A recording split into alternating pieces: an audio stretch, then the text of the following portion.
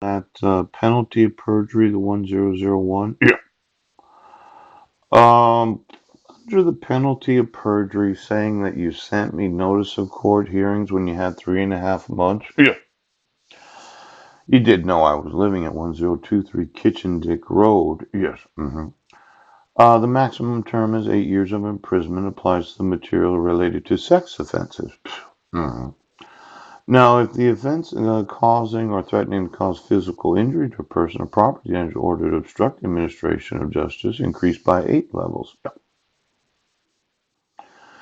But then there's if the defendant was convicted under 18 U.S. Code 1001, and as I remember it, that's the penalty of perjury. I could be wrong. The perjury, yes. Statutory maximum term of 8 years imprisonment applies because the matter relates to international terrorism, domestic terrorism. Now, if the offense resulted in substantial interference with the administration of justice, increased by 3 levels. Now, you have to consider what is the administration of justice. Mhm. See, I mentioned that my wife was touching, Yes. the court in that she entered into the court a declaration, confidential affidavit of declaration, Yes. probably accusing me of trying to find her. Right now. Then there's the Pastor Greg Miller. Yes. What was 3 days before the actual temporary order, Yes. Commissioner Brent Bates decided to have a hearing for the modification of the protection order.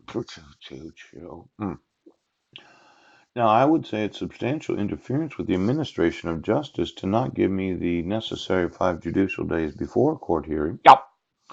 before issuing the temporary order for custody, parenting plan, Pew. as well as the issuance of the temporary order for child support. Yes. Now, substantial interference would be to admit to the court that you wanted a court hearing to get a temporary order. That's right. And then say you mailed it, Yes. knowing where I was at. But then maybe Mike Van Poyen did get it. And he decided, well, I'm not going to give him notice of court hearings. Yeah. That would be a substantial interference with the administration of justice, considering that on October 5th or September 25th, Yes. anytime during that 10 days, All right. I was actually living at 1023 Kitchen Dick Road.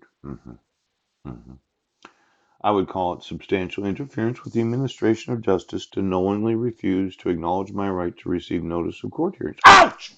Ah. Oh.